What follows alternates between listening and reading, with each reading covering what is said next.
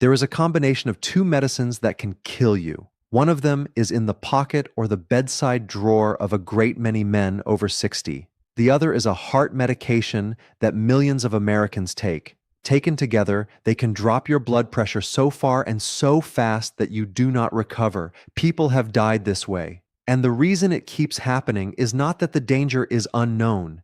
It is that the men involved never told their cardiologist what they were taking. That is mistake number one. And I am going to start there because it is the one that can end a life tonight. But I want to say something else first because I do not want this video to frighten anybody away from intimacy. The honest headline is this: for the large majority of older adults, including most people with heart disease, sexual activity is safe. The American Heart Association has said so in a formal scientific statement. The risk is low. What is not safe is a small number of specific mistakes, and every one of them is avoidable once you know about it. So I am going to give you 5. 2 of them are things people do, and 3 of them, which may surprise you, are things people fail to do, including one that has quietly ended the intimate lives of thousands of couples for no medical reason whatsoever. Let me start with the dangerous one. Mistake number 1 is combining erectile dysfunction medication with nitrates. Nitrates include nitroglycerin tablets and spray, isosorbide mononitrate and dinitrate, and related medicines prescribed for angina and heart disease. Erectile dysfunction medications include sildenafil, tadalafil, vardenafil, and their brand names. Here is why the combination is so dangerous. Both classes of drug widen your blood vessels. They do it through overlapping pathways, and the effect is not additive. It compounds. The result can be a catastrophic fall in blood pressure, and in an older person with coronary disease, that can be fatal. Now, here is what makes this a genuine public health problem rather than a footnote on a label. A significant number of men obtain these medications without a proper consultation. From the internet, from a friend who has some, from a pharmacy in another country, and their cardiologist has no idea. There is a second version of this that worries me just as much. Unregulated herbal and natural products marketed for sexual performance. Regulatory testing has repeatedly found that many of these contain undeclared prescription drug ingredients, including sildenafil, in unpredictable and sometimes very high amounts. So a man who has carefully avoided the pharmaceutical because he takes nitrates and bought a natural product instead to be safe may be taking exactly the same drug at an unknown dose with no label warning him. Please understand what I am telling you. If you take nitrates, this is not a matter of being careful. There are other approaches available to you, and your doctor can discuss them. And if you take a nitrate spray only occasionally for chest pain, that still counts. Mistake number 2 is the one I find genuinely sad because it is a mistake of avoidance. Stopping entirely after a heart event without ever asking whether you needed to. Let me give you the actual guidance, because almost nobody has heard it. The American Heart Association scientific statement describes the physical effort of sexual activity as mild to moderate in the range of 3 to 5 metabolic equivalents. To put that in ordinary terms, that is roughly comparable to climbing 2 or 3 flights of stairs, or doing general housework, or gardening. That is the level of exertion we are talking about. So here is the practical test that cardiac rehabilitation teams actually use. If you can walk briskly up 2 flights of stairs without chest pain, without becoming unusually breathless, and without other symptoms, you are very likely fit enough for sexual activity. And here are the time frames. For a patient who has had an uncomplicated heart attack, who is stable and has no symptoms with moderate activity, the guidance permits resuming sexual activity as early as 1 week afterward. 1 week, not 1 year. For coronary artery bypass surgery and other open heart procedures, the recommendation is generally to wait 6 to 8 weeks, primarily because the breastbone needs to heal. If your risk is unclear, an exercise stress test can settle it. If you can reach 3 to 5 metabolic equivalents on a treadmill without evidence of ischemia or significant rhythm problems, the risk associated with sexual activity is described as very low. Now, who genuinely should wait? The statement is clear about the high-risk group: unstable or refractory angina, uncontrolled high blood pressure, severe heart failure, meaning New York Heart Association class 3 or 4 until stabilized. High-risk rhythm disturbances. Those patients should be stabilized and optimally managed first. But notice what that list is. It is a minority. And here is the part that troubles me most. Cardiologists themselves acknowledge this is a topic neither doctors nor patients raise. Most doctors were never trained to bring it up, so the conversation simply does not happen. And a couple in their 70s quietly concludes on their own, with no medical input at all, that this part of their life is over, sometimes for a decade, sometimes permanently, over a fear that nobody ever confirmed. If that describes you, please ask. The answer is very likely to be yes. And one more thing from that guidance, because I think it is genuinely kind advice. The statement explicitly suggests that couples begin with less strenuous activities as a bridge. Hugging, kissing, and touch, progressing gradually. That allows the heart rate to rise slowly, and it lets people rebuild confidence. That is in the official cardiology guidance, and I think that says something worth noticing. If this is useful to you, tell me in the comments whether any doctor has ever raised this subject with you after a heart problem. I read everyone, and I suspect I know the answer. Mistake number 3 is pushing through pain instead of treating the cause. This one mainly affects women, and it is enormously common. After menopause, falling estrogen changes the tissues of the vulva, vagina, and lower urinary tract. They become thinner, drier, less elastic, and more fragile. The condition has a name: genitourinary syndrome of menopause. The North American Menopause Society puts the prevalence somewhere between 27 and 84% of postmenopausal women. Now, here is why enduring it is a mistake rather than just unfortunate.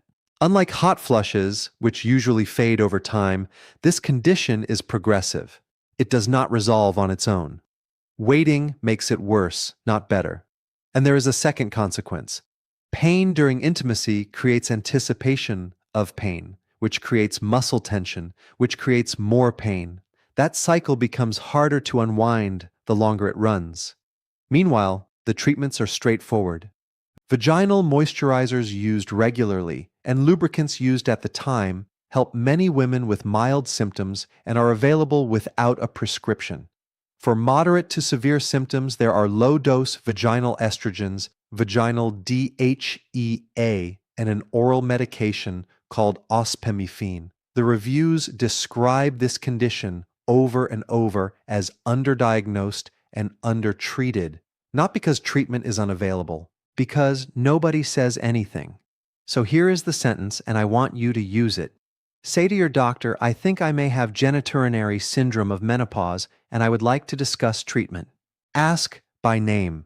That sentence skips the awkward part entirely, and any clinician will know exactly what you mean. And to the men watching, one line, because it matters. If your partner has become reluctant, it may not be about desire at all. It may be that it hurts, and she has not said so. Mistake number 4 is assuming you cannot catch anything.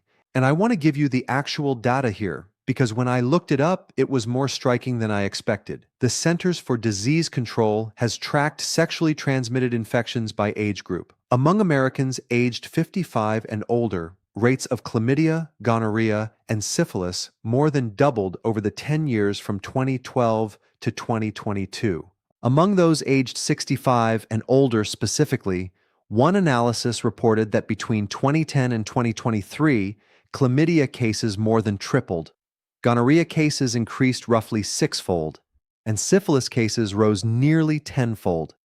Separate data covering 2020 to 2023 found the 65 and over group had the largest increase of any age band at nearly 24%. Now, why is this happening? Several reasons, and none of them involve blaming anyone. People are living longer and remaining active later.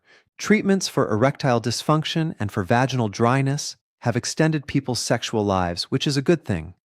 There is more partner change later in life through divorce and widowhood. Pregnancy is no longer a concern, so condom use falls away, and here is the medical failure. Clinicians frequently do not think to offer testing to a 72-year-old, so it does not get done. Now, the part that matters clinically. Symptoms in older adults are often mistaken for other things. Burning on urination gets treated as a urinary tract infection. A rash gets treated as a skin condition. Fatigue gets attributed to age.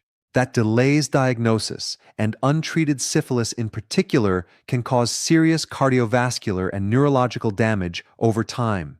But here is the reassuring half.